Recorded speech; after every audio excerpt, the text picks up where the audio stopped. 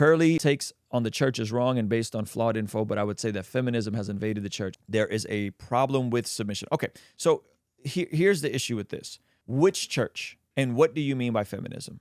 Like, what do you mean by feminism? So break it down for me, Playboy. Has the church been infiltrated by liberal ideologies? Yes. Church has been infiltrated by a lot. All kinds of nonsense. What are we talking about? All kinds of nonsense. What has the church not been infiltrated by? Now, would we talk about feminism in terms of making women not want to submit? If we're talking about the mainline church, again, Episcopalians, some Presbyterians, the mainline church, there's a difference between the mainline church and the Protestant evangelical churches. Has all kinds of weird stuff has happened in the mainline church. That's why it's dwindling. That's why it's on life support. Now, the flip side of this is, based on the video that the dude even posted, there's a ton of evangelical churches that do preach against the radical feminist nonsense, preach against all the dangers that no-fault divorce has done, that do. I mean, guys like Frank Turek that are apologists have talked about the dangers of no-fault divorce laws and, the sexual liberation movement, all these different things. It's all over, all types. So it's like, what are you guys even defining the church as? What are you talking about? You're talking about selection bias. That's what you're talking about. It's the same thing when the red pill talks about certain women that men should stay away from. Well, based on what? Based on the girls that go on Fresh and Fit that go to Miami to party? Yeah, stay away from those hoes. Okay? Stay away from them. But you got to be an idiot if you think that all women in church are like the girls on Fresh and Fit. Yeah. Like you're completely detached from reality that's the case. And so I could bring on 100 couples that were virgins, or one of them was a virgin, that got married in their early 20s, that love Jesus, that have good lives, that are raising families, living quiet lives. That wouldn't be good content. Yeah. Like, that wouldn't be for good content. No one would care. What's good content? Good content is stuff that is sensationalized, that polarizes to monetize. Yeah. That's what's good content. Break it down for them, Playboy. They want you to hate the outgroup. In the red pill spaces, the outgroup is the feminist women that go on Fresh and Fit who have delusional expectations. Break it down. Do those women exist? Yes. Playboy. Should you stay away from those women? Yes. Is that all women? No. Break it down, Playboy. No. And the evolutionary psychology would disagree with this. It's just not true. This stuff is hyper sensationalized to get you guys to get angry about it and be mad at women. Be mad at women. That sucks. Like, to live in this state of like hostility towards women. And anyone that's really out here in a healthy relationship and a healthy marriage isn't mad at women. Break it down for him, Playboy. We're just not. Women are great. I ain't worried about it. Women are great. I love my wife. You got married to a virgin. She's a baddie.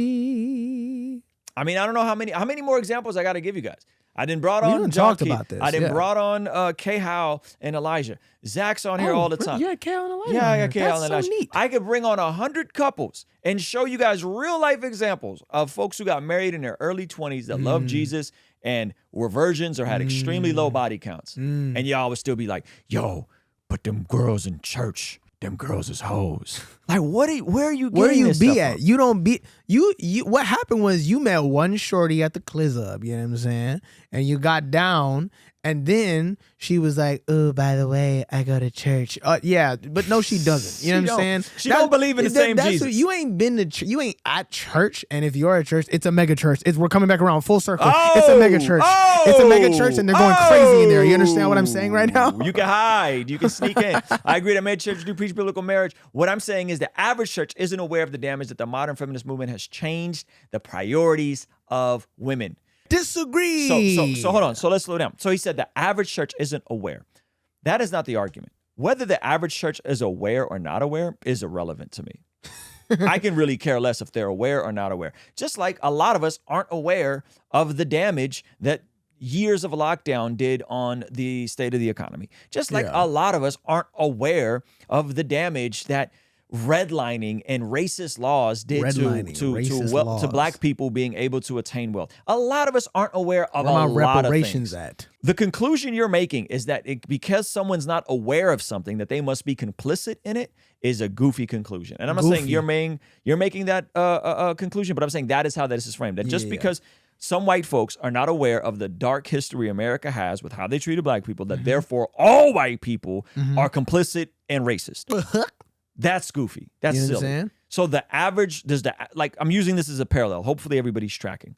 The average white person doesn't understand the history of Jim Crow, of redlining, of the war on drugs, and the 3 strikes law, and how that impacted black people negatively. The average white person does not mean that, but you use that as a conclusion to make the logical jump that therefore all white people are racist. All white people are racist. And should have their stuff taken and given to black people. Reparations, baby.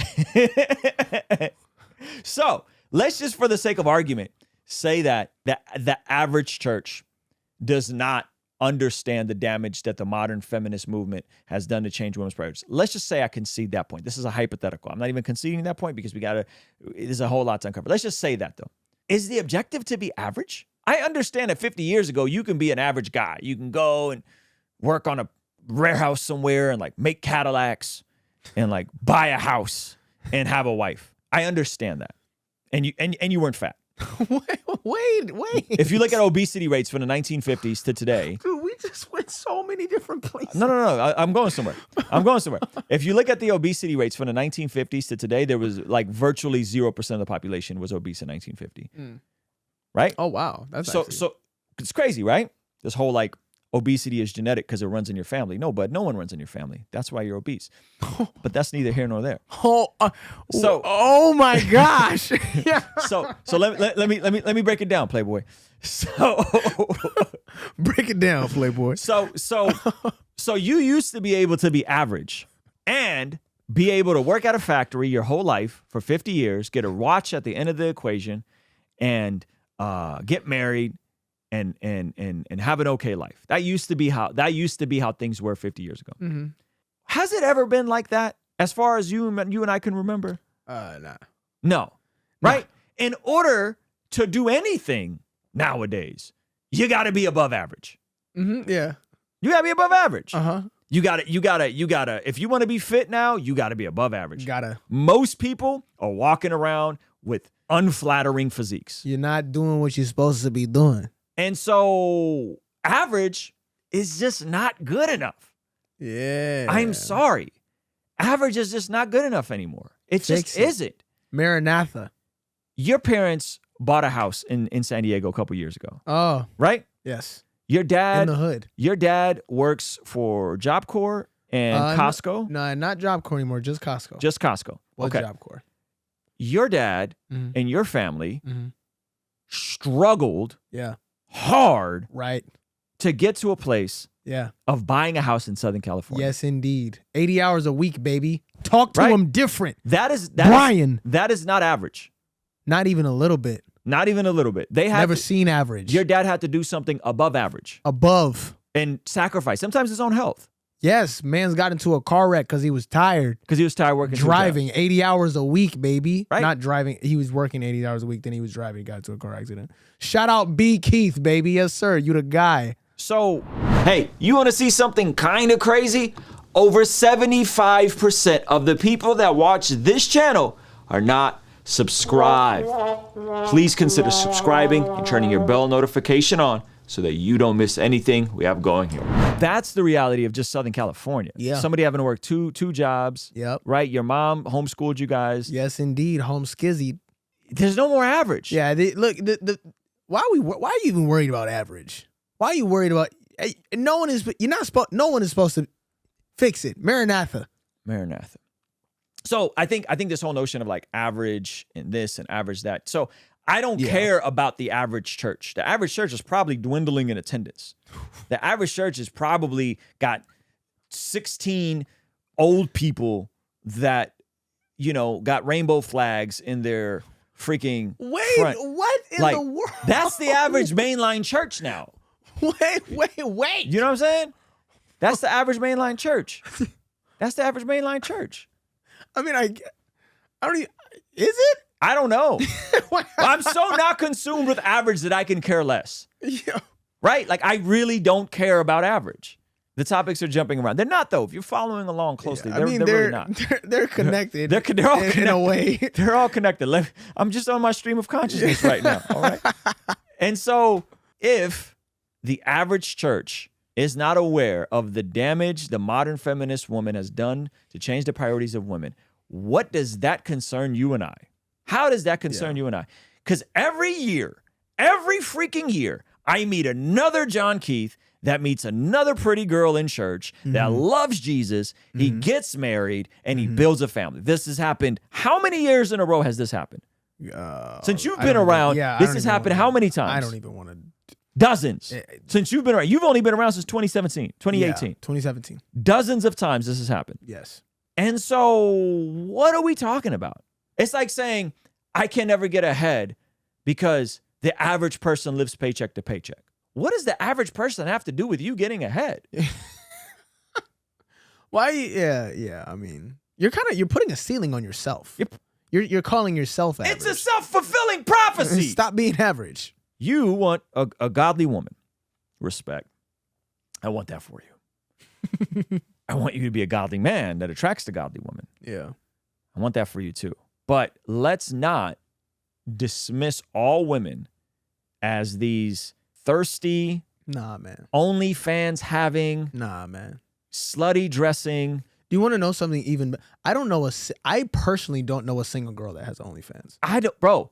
I've never met a I've only met one who was doing content, and it was a Christian versus OnlyFans model conversation on Valuetainment. I don't know any. Yeah. And I definitely don't know any at my church. It's mad Holly Shardies out here, dog. Now, are there some OnlyFans models that go to church? Yeah, probably. In Miami, in LA. I mean, there's... Right? Like, statistically speaking, like, it's probably coke dealers that go to church. Yeah, it's probably drug dealers that go to church. What's that got to... And so, if you don't want to be with that kind of woman, stay away from her. Stay away from her. The wayward woman. The wayward woman. Proverbs, Proverbs is all about it, so on and so forth. But I think, like, demonizing women for wanting to get an education because they're uncertain. They are also uncertain of the dating market today. I'm not sure if y'all know that. They are also uncertain of the dating market. And then wanting to demonize them for, like, maybe having an education and a trade is just the most bizarre. You know what's so funny too? Bizarre beta thing I could ever think of. It's funny too because legitimately the sad part is this. I mean, you know, like I said, I've met a lot more virgin shorties than virgin fellas. Way more. Hey, way more. I'm saying way more. Yep. Like, let me give you an example. My wife was a virgin when we got married. Guess who wasn't? John Keith. Mm-hmm. That's why are we over here trying to demonize shorties?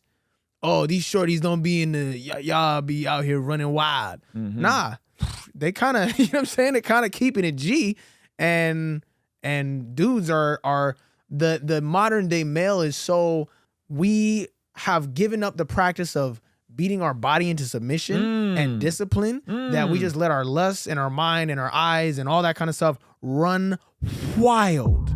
You understand? There's no discipline. There's no accountability.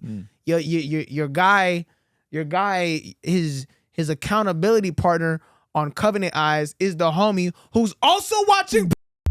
Yikes. Nobody is scared to tell the dude that also watches that he watches. Hey, man, I messed up today. Me too. All right, player. No, that's not how it's supposed to go. That's not how it's supposed to go. You understand? We're the ones, yo. The standard for manhood, to me, to Don, is the one that's the thing that's over here dwindling. You know what I'm saying? We have neglected to lead properly, and so therefore, you know, it is what it is. Yep. And here's the truth: the bottom 80% of women aren't having sex with the top 20% of men. That's another fallacy of the red pill. That's not what's happening. The sluttiest 20% of people are having sex with each other. The word sluttiest just being used so loosely. Think about this, though. Think about this. Think about this. The thottiest people are sleeping with each other, and they are intermingling with each other. That's what's happening. Yes, that's what's happening. That's happening at scale. Yeah, and it's hurting people. It's hurting people. It's hurting them. It's going to be a mess. And the folks who don't have a plan, don't understand restraint, don't understand how to make themselves more attractive to the person they want to be it, are tempted to slide into that. It's probably, it could be equally as hard for men and women, you know?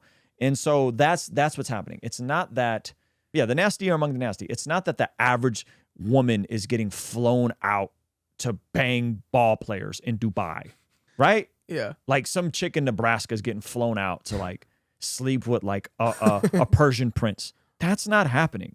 There's a whole second market for that. Shorty in Nebraska. It's a whole nother market for that. It's a different market. It's not random girls that go to church that this is happening to.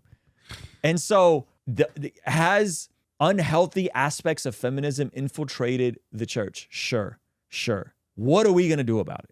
Because y'all just sound like y'all just want to keep complaining. And I don't have the time to just keep complaining about it.